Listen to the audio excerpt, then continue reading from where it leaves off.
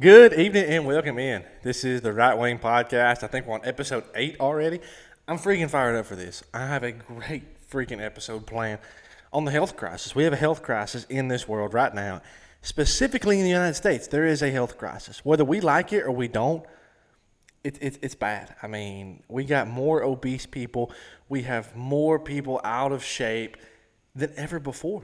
Just unhealthy in general than we've ever had in our nation's history. I'm going to break it down, what caused it, what started it, how we got into this, and I'm so excited for it. I did some good research. I have some great numbers planned for y'all. As far as news goes today, man, I really didn't see that much. News in my life, I have officially been suppressed on TikTok. They are removing my sound, my audio, my voice on TikTok.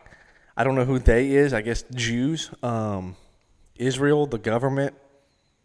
I guess that's all the same thing, right? But they decided that I can't speak on there anymore. So they started removing my voice on several of my videos, several about what's going on in Palestine and that genocide, what's going on in Israel, and then odd ones. There was one I made several weeks ago about how a blue-collar man wears his hat, and they took that one down. I'm not really sure what the deal is, why it's doing it. I can't get it back. All I have is, I guess, the copy of the video on my phone. But yeah, that's news going on right now. I guess once you start speaking out about things, they really come after you. So yeah, that's phase one of my suppression as a political influencer, whatever you want to call me. Fun times. But let's dive in. I named this the health crisis. That's what I named this on my little sheet here of notes, at least, is the health crisis, because this is a health crisis. That's all we can call it. Just some numbers. Going back to 1920, I did every 2 decades. In 1920, approximately 1% of United States citizens were obese. By 1940, it doubled, but it's still only about 2% of the nation is obese. By 1960, about 3%. By 1980, that jumps up to 8% of the nation is obese. By the year 2000, we go up to 31%, and by the year 2020, 41% of United States citizens are considered obese. Wow. Now, how they classify obesity is a BMI, body mass index, more than 30. And this is basically like a ratio of your height to weight is how they come up with this. It's a whole little formula. And it can be misleading. I want to preface that because, I mean, look at me, right? I work out a lot. I'm decently muscular. I don't know if you can see through this shirt. I'm not really what I would consider overweight, but yet I would be considered obese by this chart. I'm like 5'11", 6 foot. I weigh 210 to 215 pounds. Most of those charts put me as obese. So take that with a little bit of a grain of salt, but not that much, because let's be honest here. There's a major difference in bodies today versus bodies 100 years ago. What do we look like? You look at these pictures, everybody's walking, everybody's in shape, everybody looks good 100 years ago. And now, I mean, let's be honest, 42% of people are clinically considered obese. And there's a direct correlation between obesity and life expectancy too. The less that people weigh, typically the longer they live. We see that in dogs too. You think about bigger dogs, they weigh more, they tend to live less. The lighter the dog, the longer they live. That's why, a Shih Tzu might live for 18 years, but a German Shepherd may only live to be 12. A Great Dane may live to only be 9. Right? I mean, that's just how things work. Typically, is the more you weigh, the quicker you die. You go off from this earth.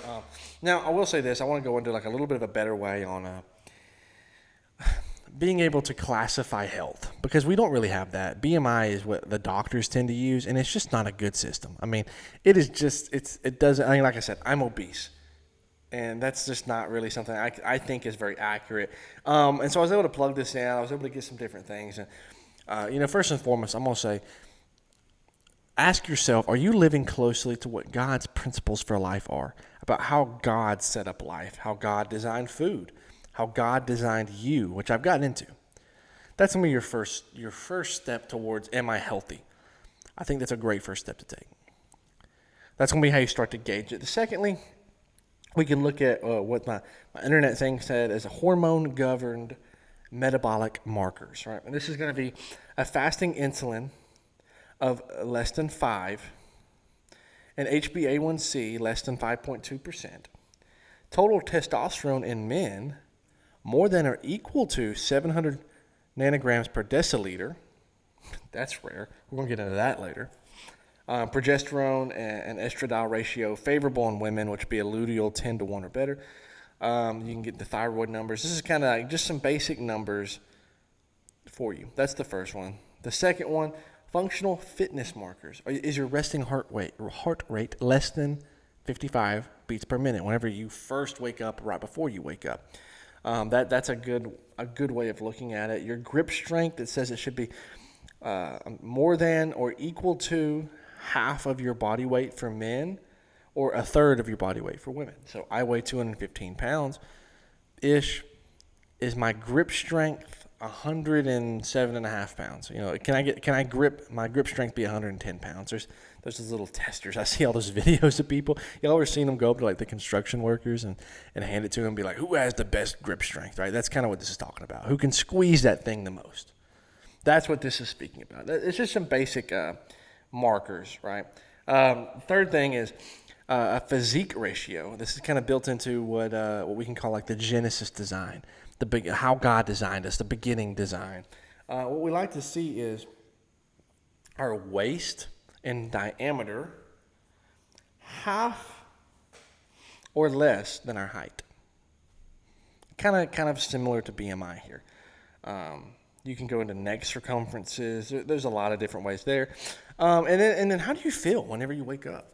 Do you wake up naturally and clear-minded?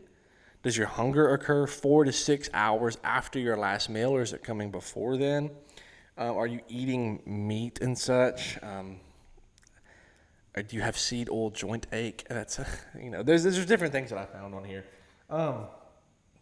But ultimately, what this is kind of all breaking down to is however we want to measure it, whether it's by these standards or by the standards of BMI, we as a nation are unfit. We're overweight, and our food is poison. I mean, at this point, and this is without me even getting into like the chemicals in our food, because you see things like glyphosate that's being used in our food, that's also used in weed killers, Roundup.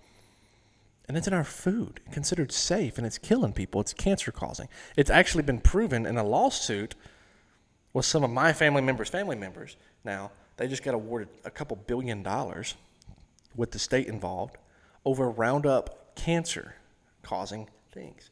It caused his cancer, which is, this is crazy stuff, using Roundup because of the glyphosate in Roundup. So this isn't like a big conspiracy theory. That's proven, and it's in food. That's just a little bitty snippet into the chemicals. I want to get into other things as well. One of the major things that I see that we can attribute things to is sugar. Sugar controls our diet right now. Sugar freaking, it's terrible for us. And we eat so much. We drink so much. Cokes, 65 grams of sugar in a Coke. And there's several people I know that drink 2, 3, 4, 5 a day. A day. And I'm not perfect by any means. I love a good Coke. McDonald's, my God, dude, they know how to make a Coke. There's a whole backstory into that and the formula they got permission to use. But they make a great Coke, and I love it. I had a Coke from there yesterday. I'm not going to lie. But it's just part of our diet at this point. It's been integrated and pushed on us to become the norm to drink this stuff, to take in this much sugar. Now, here's what's interesting about sugar. University of Minnesota, between 1965 and 1979, they did studies with sugar. They took rats, and they did this several times. They replaced the starch in the rat's diet with sucrose, sugar, and it tripled their fat gain, their visceral fat specifically, which is the bad fat. This is like the just, you don't want this stuff. Really any fat, but it tripled the fat gain. And whenever they replaced that starch with a saturated lard, like an animal fat, they did not see the same thing. It's identical calories, by the way. They match calories. They did not see this visceral fat gain, any fat gain. It was pretty much, they stayed the same, was with the starch. That's what the control. Another study that come out, this is the Sydney Diet Heart Study. Men ate approximately 15% of their daily calories from added sugars.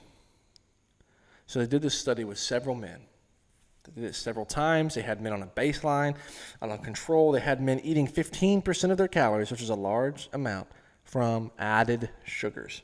These men gained 6 to 8 more pounds per year than the men that were eating the butter and the beef tallow, which people demonize. Oh my God, you're eating that much butter?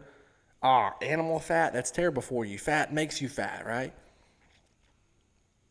But yet the men who ate the sugar gained 6 to 8 more pounds per year. So bring that out over 5 years, that's 40 pounds heavier. That's a major difference. And so then people are starting to realize, whenever they attempted to publicize this and publicate it, the reviewers insisted that fat was actually bad and sugar only compounded the issue. So people are already like, let's not get into this. It's really fat. Fat makes you fat. And then comes the coup. And this is the late 70s, early 80s. There's the first Dietary Goals Administration for the United States. They singled out meat, butter, and cheese, said these aren't the best for you. They left sugar completely alone. And they come out and they have a conflict of interest disclosure in 1979 that showed that the leaders of this little program, the Dietary Goals Program, accepted more than $19,000 in retainer checks from the Food Marketing Institute. That's interesting. People are funding this or giving them money to say certain things. Specifically, essentially private companies.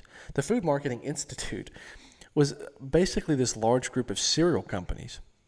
And if you know anything about cereal companies, they pretty much thrive on the fact that their food is just sugar. And they paid them to say that sugar doesn't do this, to kind of keep sugar out of the equation and basically pin everything on animal fat. That's kind of what this whole gist happens is. It's just this fat makes you fat. If you eat fat, you'll be fat. It just doesn't work that way. Fat on our bodies tends to come primarily from calories, first and foremost. Calories in, calories out. But secondly, there are, little things that matter, like where are those calories coming from? For instance, whenever you eat meat, you can eat the same amount of meat in calories in meat, I guess you should say, as you can in sugar. But because of the meat requires more processing in your body, it actually burns more calories while you eat it. That's why you get the meat sweats. It's your body trying to tear down this meat and break it down into something usable, which is good. It's how we're designed by our Creator, by God. It's what's supposed to happen. But they start pushing this whole idea that this fat in the animals will make you fat, and that just doesn't, it's not true. It's a lie. Well, once people start jumping on this bandwagon thinking, well, I'm not going to eat no fat. I'm on a low-fat diet because I want to be healthy. They start taking the fat out of the food. You start seeing it around 1980, which if you notice is when obesity really jumped, was this late 70s to 80s. Obesity went from 3% to 8%, and then in the next 20 years jumped from 8% to 31% in America. So 1980 really is kind of like the benchmark, right? This is when it really took off. Around this time, they start pushing the low-fat diet.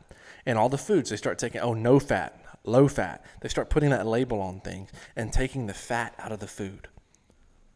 Well, for one, this requires processing, which just is not good on any term, in any way. But for two, whenever you take fat out of a piece of food, out of something, you're taking the flavor out of it. That's where you get this good taste. It's the good part. That's why a good steak has fat in it, because it's what tastes the best. Whenever you take the flavor out, people don't like the food anymore. And that ain't going to work. If you're part of the food industry and you're trying to make money, you need the people to like your food. So what do you do at this point? You add in more sugar. You bring the sugar on, because if it's sweet, man, people eat it. I live in the South, man. Everyone drinks freaking sweet tea. Let's put 68 grams of sugar into a little thing of dirt water. Same with Starbucks coffee.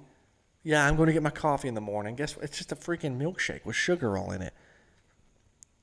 That's become the norm for people, is this sugar being pushed into your food, your cereal, like we've seen with the Food Institute. It's all a ploy for them to make money on cheap things and keep you addicted. Sugar's addicting. Whenever you start taking in sugar, you get addicted to things. And they want that because if you're addicted to their food, you keep buying it. And then you get unhealthier and unhealthier and unhealthier, right? So this is just step one. The sugar in the food is just step one. I've been going for 15 minutes already. I could go for 3 hours on this. Then we step into this world of seed oils. Do you know how seed oils were made? Procter & Gamble. It's a pretty famous company. They've been around a long time. Pretty rich family that owns that. They have a lot of waste cottonseed from the South. All this cotton that's being grown, they have this waste cottonseed. It's like this sludge. And they're trying to figure out what they can do with it. Can we profit off of this stuff? As most, business people do. So Procter & Gamble have all this excess waste cottonseed, and they build a machine that'll turn this green sludge into an oil. They're pretty proud of it. It's the first one ever. They turn it into this oil, and then take it through another process, and they bleach it to make it look a little bit better. And then they say, hey, I think we could sell this. And guess what? That's how Crisco is made. Before this, you've seen butter. You had natural oils sometimes, but mostly butter and lard, animal fats. And now you have Crisco, which is just engine lubricant, is what it is. And so they start taking it to these privatized feedlots, and they try it on pigs and cows to see, like, okay, let's see if this is going to be profitable. Maybe they can use it as their food source. This could be awesome for us. Within 8 to 12 weeks, these animals went through liver necrosis. They had enlarged spleens, lack of fertility. They weren't having any babies no more. And the mortality rate skyrocketed over 65% in the animals. They basically died from getting so fat that quickly. They had like heart diseases and stuff. Well, at this point, Procter & Gamble's like, well, crap, man. We get all this money in building a machine. We get all this money in producing this oil. We don't want to just write it off. We got to figure something out with it.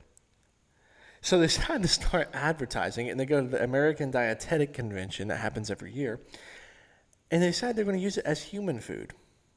They basically process it just a little bit more to stabilize it, and then start going and handing it out as Crisco. They love it. People love it. Oh my God, it's so easy. You can put it all over your pan. It don't stick no more. It's cheap as dirt. You can get it in your food. That people eat it up. Eat it up. That's in 1927, by the way. In 1927, this is when it begins. Once the cottonseed production kind of started to drop then, because people started picking this up, they really liked it. Well, then they transitioned into soybeans, corn, canola, all of that stuff. And that's how we get to the point that we are today. Where you go through anything that's fried, guess what? It's fried in engine lubricant made from one of these vegetables. And it's not good for you. Look what it did to the pigs. It increases inflammation. It increases all the things, all the bad stuff in your body.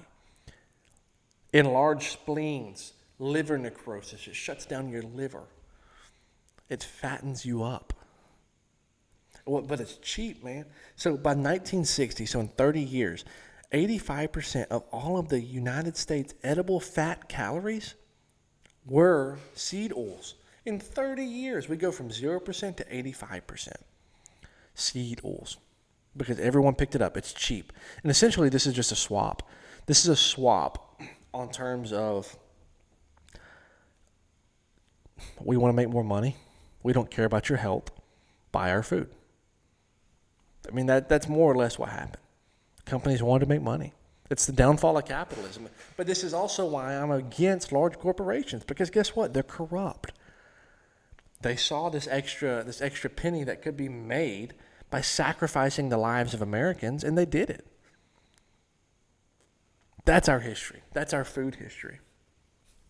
Now, how does this affect us today? I mean, for one, here's a fun one. All this stuff with food, with sugar, with seed oils, it's plummeting men's testosterone. I touched on this the other day. The average 25-year-old in 1985 had a testosterone level of 695 nanograms per deciliter. It dropped to 480 in 1996, and it can be as low as 370 today on average. We're talking about half the testosterone levels in men. At 25 years old, prime, peak men, half the testosterone level. And like I said the other day, low testosterone men are easy to control. They're easy to kind of push where you want them to push, manipulate them. And on top of this, whenever you fatten people up, you get them unhealthy. Guess what they start needing? They need medicine. And this is a big thing I'm a believer in. Why is it the Food and Drug Administration? Food and drugs? Why is that? And you should think you have the Food Administration and the Drug Administration, but no, they go hand in hand. They're like this right here. They're tied together. Because if you're eating bad food, you get unhealthy, you get fat, you start feeling like crap. Your insides are literally screaming, your liver's shutting down, your spleen's enlarged. You need medicine then. Because God knows if anything will fix your diet and dietary issues you have, it's taking some sort of shot, right?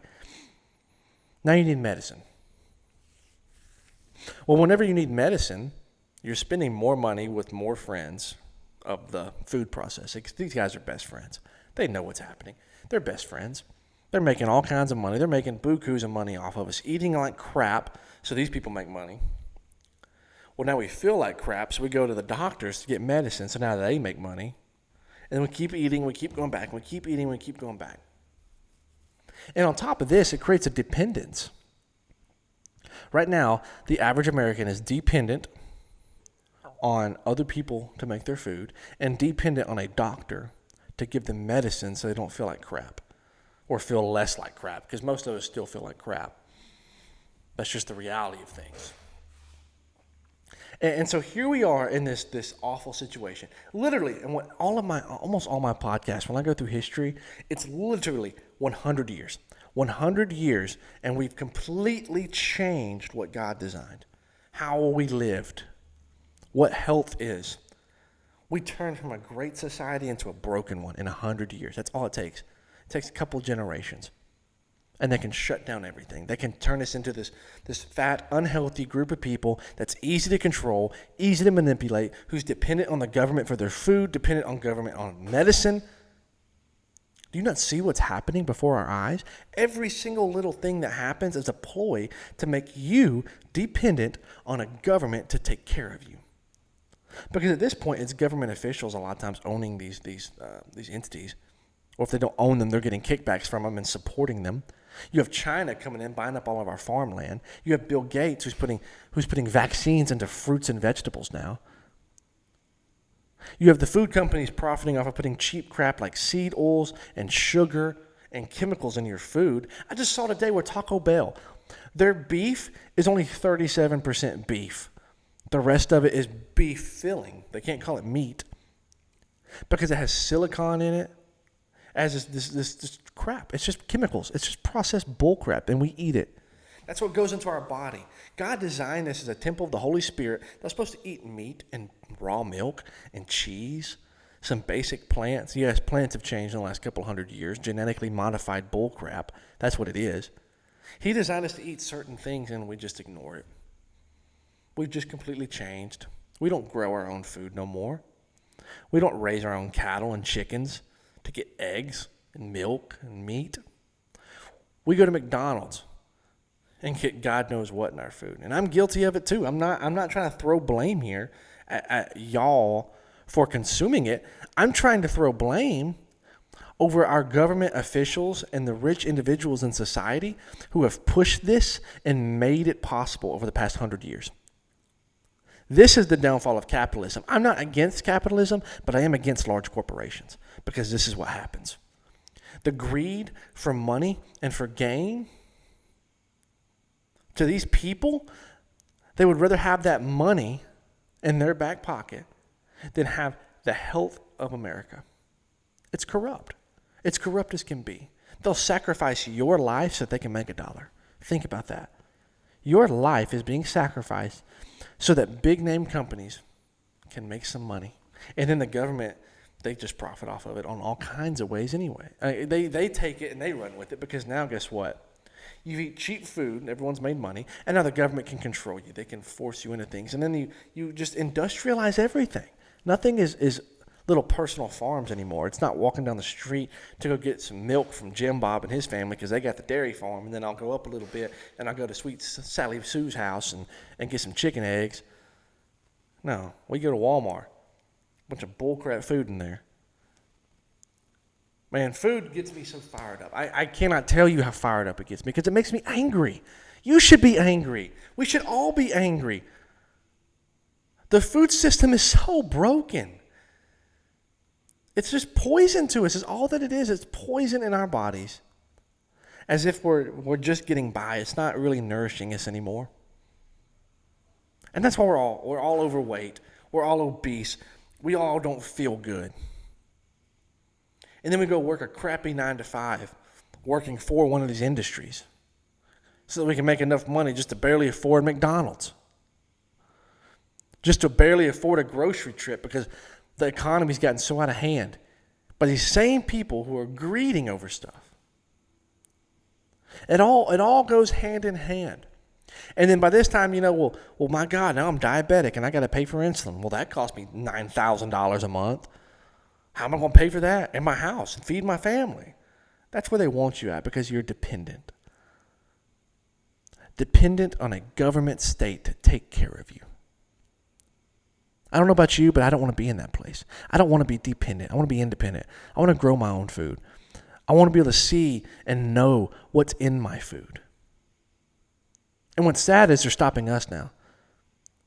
Cloud seeding, putting chemicals into the sky so it rains down on us, gets into our water systems, our natural rivers and creeks, our natural water supply. Now you're still taking in those chemicals that make you feel bad, that make you die quicker. This system is corrupt as corrupt can be, and it starts with the food. It starts with the individuals producing the food. It starts and goes through the people who are enforcing laws with the food. And people say it might be government overreach to outlaw these things. I don't think it is. If I'm going to have a government, I would like for them to place laws into effect that benefit me and benefit Americans. And these food laws don't. It's pushed to you, you've had a bad day? Go get you a Snickers bar. That'll be good. Some sugar. That'll be great. And don't work out. God forbid you work out and burn those calories off and feel good for once. That's the system we live in today. Man, I'm so fired up about it. I went on a monologue there. I apologize. But, man, this is just what we live in, and it drives me up a wall. So if you stuck around me for this long, I appreciate it. I appreciate y'all listening. I appreciate your support. I really do. I hope to continue making videos like this. Hopefully I don't get suppressed anymore like I did on TikTok. But, yeah, thanks for sticking around. This was episode 8, and I'm super excited to bring y'all episode 9 next time. So thanks for liking. Thanks for sharing. Thanks for being here.